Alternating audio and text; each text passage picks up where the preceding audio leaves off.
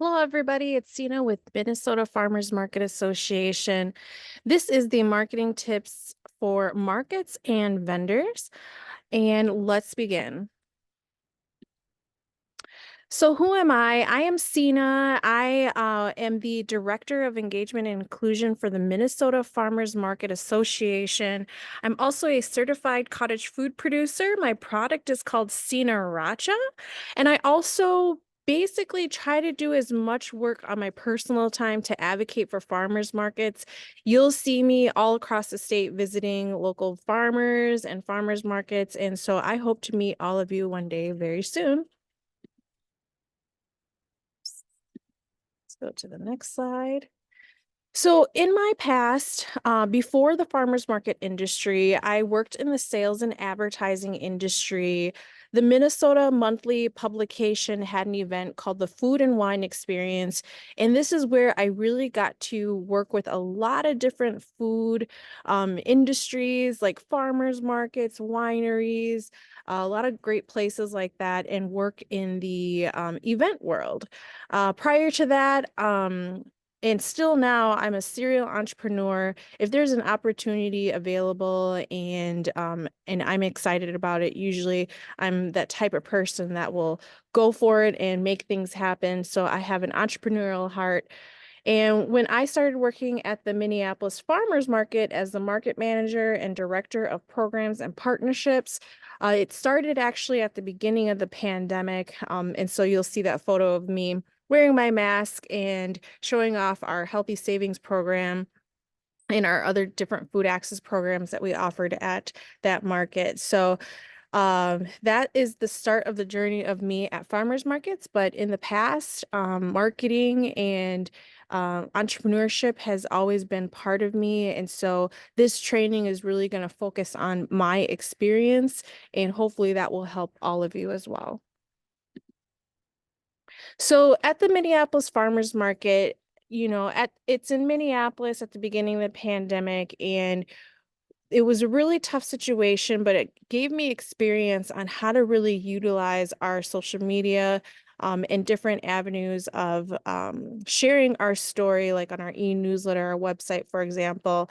And so I really understood the power of a message and a story.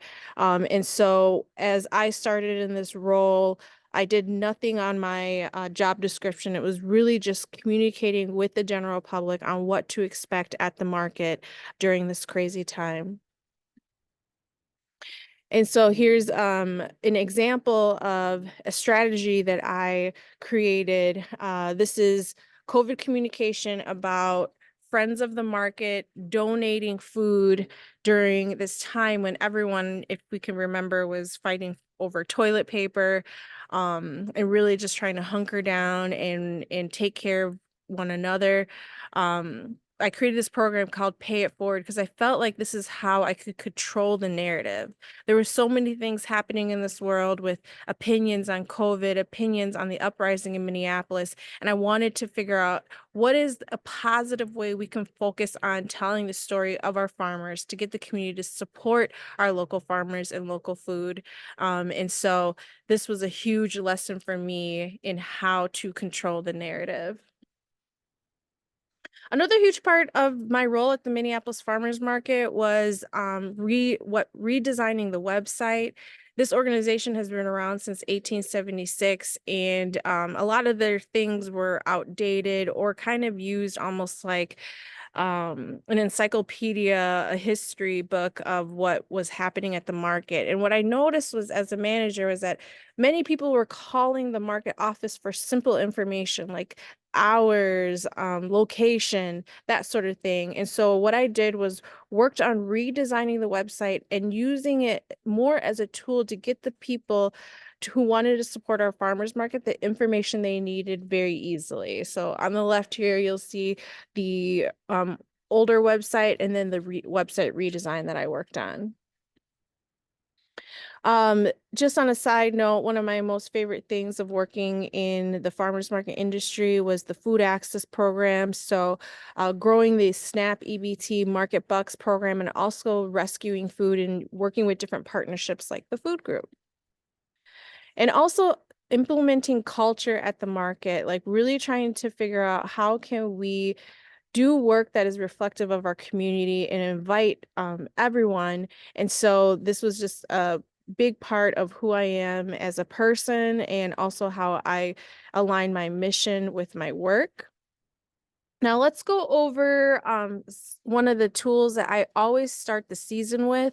So this could be for market managers, this could be for vendors, because we're all really just trying to organize and have a message out there of, you know, our business and who we are. And so this is just a simple checklist that can get you started. So let's just go over it.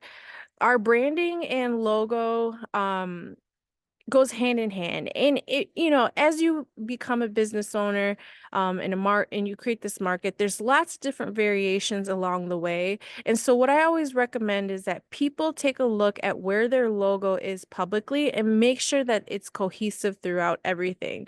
So there's a check mark for logos. And then also when you're thinking about your colors for your business, a tool that I really like to use to figure out, what kind of color pattern that I'd like to use for business is called Adobe Color. And so here there's a lot of different tools that you can use to explore different color palettes so you can have a cohesive design. So take a look at Adobe Color for that sort of tool. Now take a look at your website. Is all of your information correct? You're coming from the winter season now into the spring and summer. Make sure that in this very moment that your website is up to date with the correct information. Also, think about what listings you have. You want to make sure like your Google listing, your Yelp listing, or whatever type of listing you have out on the internet matches what is on your website. And that includes hours, location, and that sort of thing. Now, social media is another check mark that I want you all to consider. Now, there is so many different types of social media platforms out there in this world, but what I recommend is you obviously can't do it all. And some people can. I'm not going to stop you if you think that you can do it all. But if you have your main presence on Facebook and Instagram, my recommendation is to go to the different social media channels and create profiles and keep them very simple. Get the people what they need. They need to know when you're open. They need to know how to contact you. And then show them your logo, show them a couple photos. You don't have to constantly post or share information, but it's a really good idea just to have some sort of presence on these platforms. Creation of event calendars and programming is just going to help you along the way so that you don't always have to reinvent the wheel and you can figure out and plan what you want to do when it comes to telling your story. And so we'll go a little bit more later in this presentation about what an editorial calendar and a programming calendar is. But this is a really good idea for you to help stay organized and be prepared. Now, there's a lot of opportunity for media in this world outside of what you own. And so to have review, the different contacts you have for publishers, articles, news contact, radio, whatever you may have, the people that you have been working with or searched on the internet, to have a running list and make sure that for one, that they still are in the positions that they are to help you and tell your story. And so this is just a really great way to stay organized. And this checklist is, again, just a starting point for you, and you can always add and change from there. Alrighty, so this is actually more of a fun thing that I wanted you all to take a look at. And with social media and content making, it can be kind of daunting at times. And so a social media meme, if you don't know what it is, it's an image or a video, a piece of text that's typically hilarious. And so this is a meme that is catered to the farmers market industry. This is pretty hilarious, but if you have any memes that is related to the farmers market industry, cottage food, being a vendor, please send them my way and we will continue to share with each other. This one's hilarious because farmers market managers coming home to eat toast after promoting farm food since 5 a.m. it's just it's just relevant for us people who are within the industry and operating and selling at markets, because we work so hard to feed everyone healthy, nutritious food, but sometimes we forget about ourselves. So this is just kind of a quirky, fun meme. But this is just kind of a little fun thing here. Whoops. Let's go back to the presentation. All righty. So now let's really dive into creative content. So we all know what type of story we need to tell when it comes to our businesses, but out there when we're online and trying to share a story, there's many different ways that you can do it creatively. And so what I have here is 4 different examples of how you can tell your story. So we have going viral, we have skits, keep it simple, and visual storytelling. Now, going viral is something that is not always promised, but you got to just keep trying. And so my recommendation is, when you want to create content that goes viral, is to really just mimic what is out there in this world. And so at the time, as I was a market manager at the Minneapolis Farmers Market, there was a song that was commonly being used and getting so many views in all different types of atmospheres. So I thought this would be a really great idea for our market, and something simple that I can do. And it actually had really great response. And so for me, success can look different for a lot of people, but for me at the Minneapolis Farmers Market, as a manager working with vendors, if I could get people to comment and like and share, then to me that was a sign of success. And so you can see people saying, "Hi, Joe," like they know who the vendors are, and liking and commenting. So to me, this is going viral. Let's take a look at how it goes here.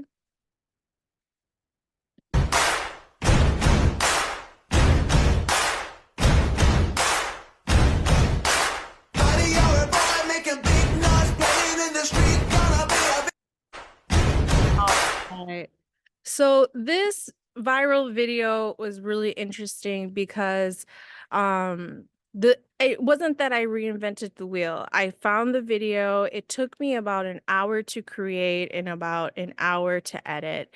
And you have to really get to know people in order for them to really shine in spaces like this. And so my strategy was, I talked to everybody like, "Hey, I'm going to be doing a social media post. This is what I'd like you to do. Are you interested in being a part of it?" And then the enthusiasm of the folks that were a part of it really had a lot to do with the energy that the video brought.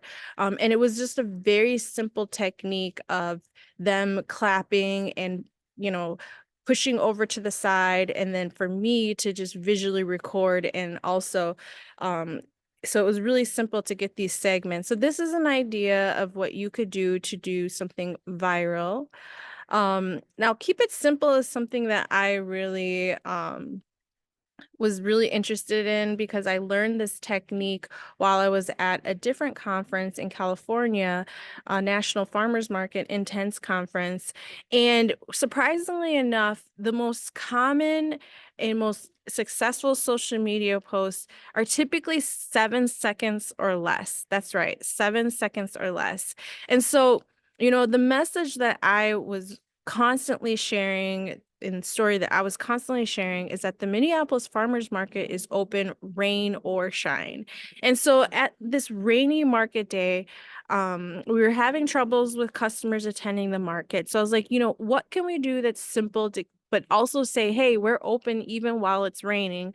One of the vendors was wearing really cute boots, and there was a puddle by their stall. And I was like, "Hey, would you be open to just like playing in this puddle real quick as I record you?" I found a quirky song that, was cute and fun. And to me, it was successful because there was, again, a lot of comments, a lot of engagement, and we got that message out creatively. So let's take a look.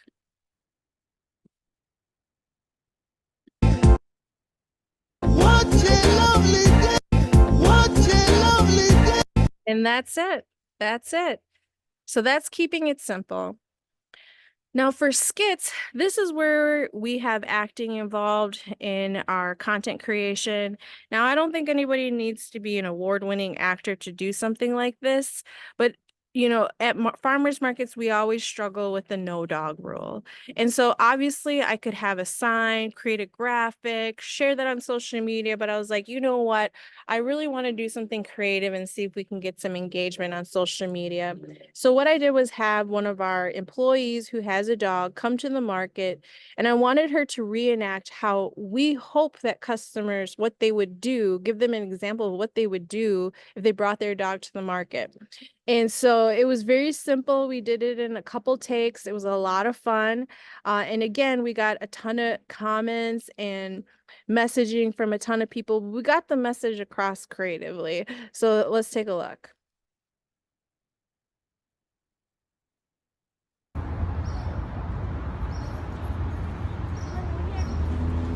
over here. Oh, shoot. You can't go to the market, bud. You gotta go back to the car. Let's go. Come on.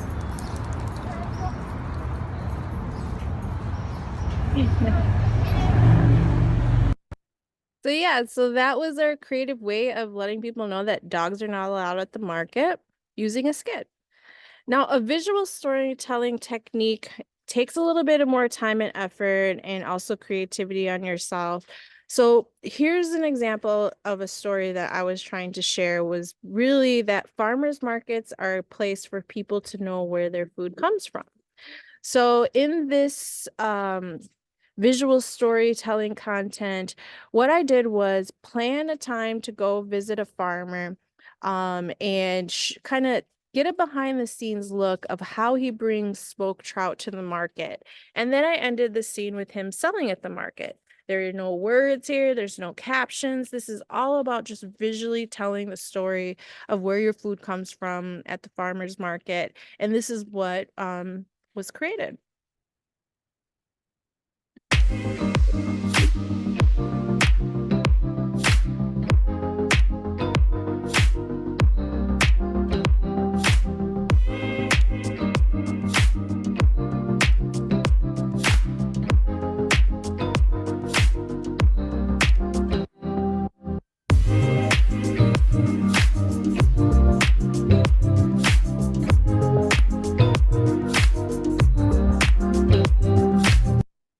So yeah, so that is the visual storytelling. And then all of this doesn't just happen. You have to practice and experiment. Sometimes things don't go well and sometimes they do. And for me personally, what I do is I have my own personal page called Cena at Work. And really, to be honest with you, this is just my testing grounds. And so as I create, content for professional sites like business, I'm really practicing my techniques on my personal page. And so for me, doing food content is something that I enjoy. And so this is where I really kind of Back in time, party like it's 95. never think that this is just comes naturally and someone's just good at it. You really just have to practice. And sometimes things don't go well. Here's me trying to do a vlog at my executive director's farm, and it didn't really do well. And you don't have to keep everything on your page. It's okay to delete things. It's okay to repost things in the future. So all I'm trying to say here is that you got to practice and you got to try. All right, so now let's talk about the difference between paid, earned, and owned media. Now, paid media is content that is paid for. So, like if you buy ads on Facebook, on Google, a billboard, a magazine, that obviously is going to be paid media that you are buying basically attention of somebody else's audience beyond your own. And now owned media refers to channels that you own. So your social media page, your website, if you have a blog. And so this is everything that you don't have to pay for. The time and effort you're putting into it is all yours. Earned media can do really well for vendors and farmers markets.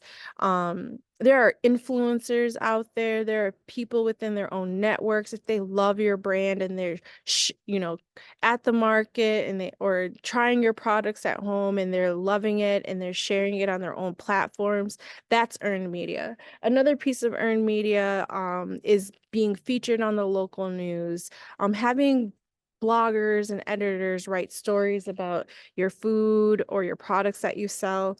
And so when you're thinking about marketing, it's not just social media and your website.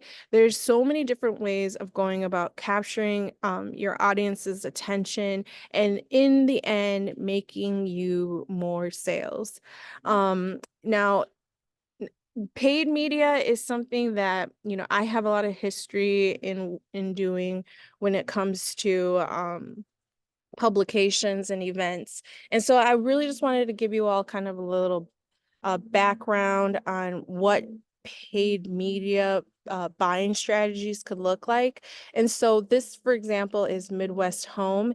They usually, when you're buying media from someone, they have some sort of media kit for you to look at. So this is an example of a media kit. It really goes through, who they are, what type of impact they're going to make. And what's most important is taking a look at their audience. So if you have a product that, really grabs the attention of a certain demographic, make sure whatever you're buying reflects what you want.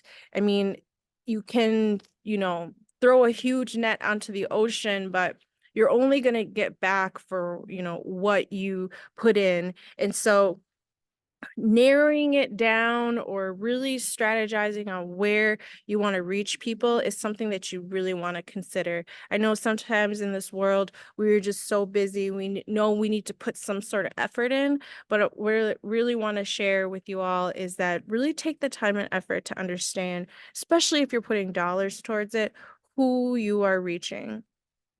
And so also think about credibility. Now, there's just a lot of options to buy. Everybody wants your dollars.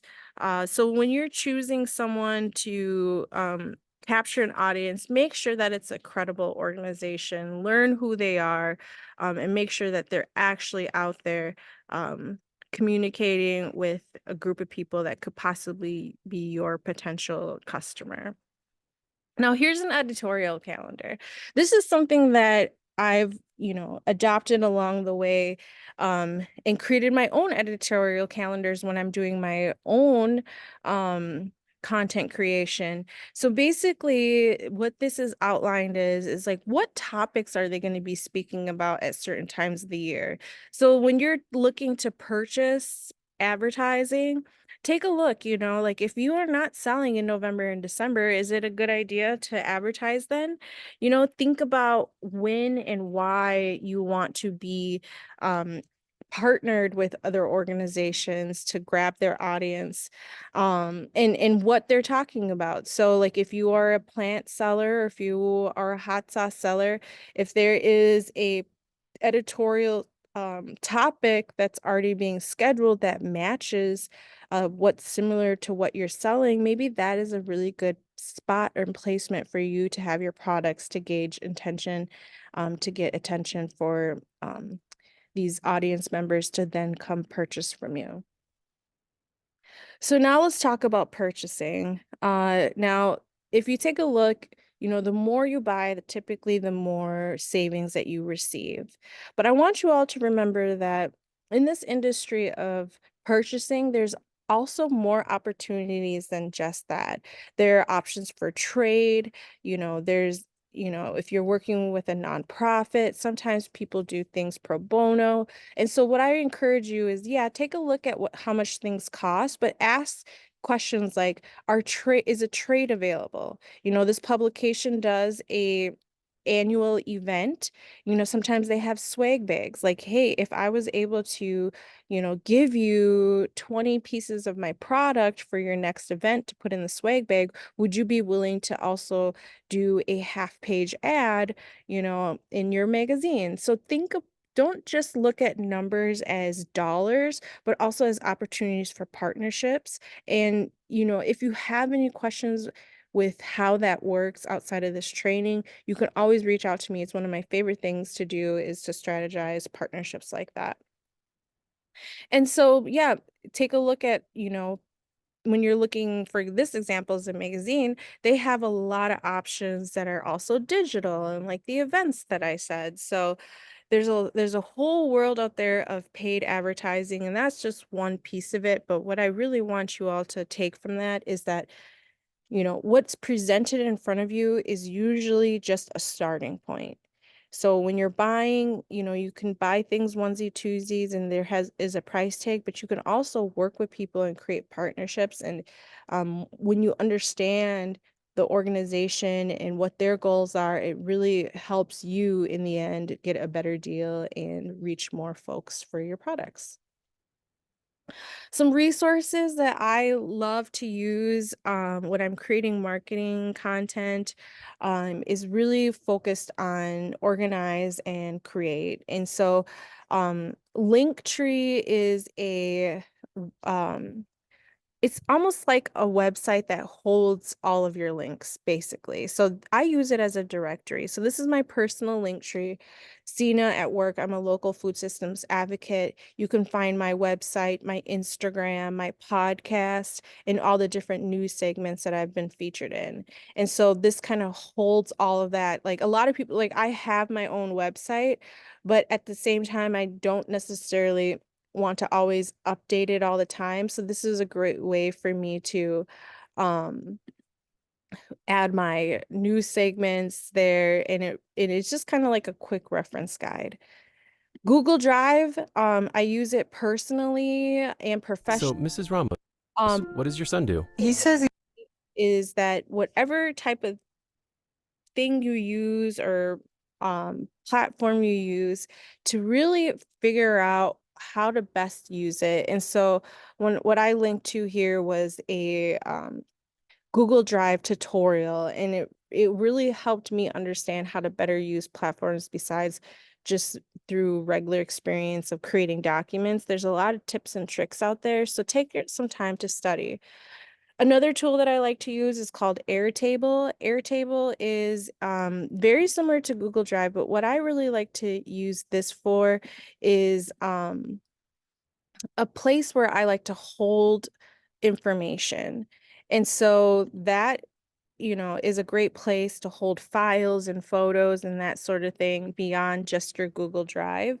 And another thing too, what I recommend is have multiple places holding your precious content, so you don't lose it. If you never know what will happen, if you have everything on your phone, you want to make sure it's backed up to the iCloud, and have it in multiple places. So for me, I have an iPhone, I back it up to the iCloud, and I also put it in Dropbox. And so that way you are safe, because it's not easy creating content. It takes time and it takes memory space and so forth. And so having it in multiple places really just guarantees me that my work is saved in a safe space. Now, for content creation, there's a lot of things that you can use. A lot of people know of Canva, but if you haven't used Canva before, it's a really great tool to have almost like templates to create your branding and your marketing material. And so like here's a flyer that I created for Minnesota Farmers Market Association. Um, and then I've used it in very different ways. And so Canva has been a keepsake of mine. I absolutely love it. Photoshop is something that, Canva can do a lot of things. Photoshop does, but Photoshop I like to use for really big, important print projects. So if I'm creating a large scale banner, or if I'm working on photos that need editing, I'm using Photoshop. Now for video content creation, InShots and CapCut is the two that I like to use. Now there's a ton of stuff out there. All I recommend is whatever you use just to keep practicing. It doesn't come easy to learn how to do videos and what have you. Sometimes it is, sometimes it is easy, but to really understand like your style and what these things can do, just kind of practice it and then learn how to record your screen. iPhones have a feature already within it. If you have different types of phones, you can download apps to record things on your screen. And lastly, you want to make friends who are content creators and follow influencers to be inspired. When I'm creating content at farmers markets, market managers and other vendors are doing the same thing that I'm doing. Learn from each other. Use each other, practice each other, co-collaborate. It makes it more fun and you end up having better content.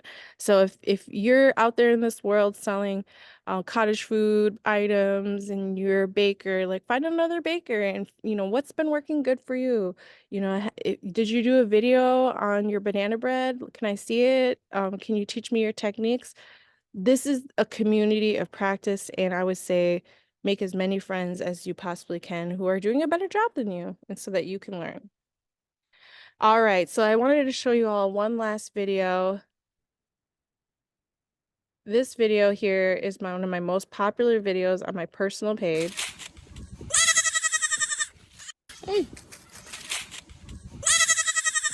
And all it is I went to a friend's farm and recorded a baby goat, and it got so many likes and so many comments, and I didn't even think about it. So in that, what I'm trying to say is that just do your best. It should be fun.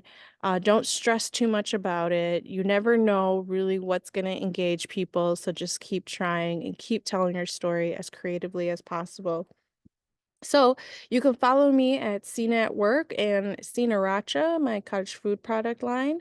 On Instagram, you can email me if you have any questions, call or text. I'm here to help you. Thank you so much for following along on this presentation. Best of luck to you. I hope to do more marketing tips, marketing videos in the future to help share my knowledge and learn from others as well. So thank you and take care.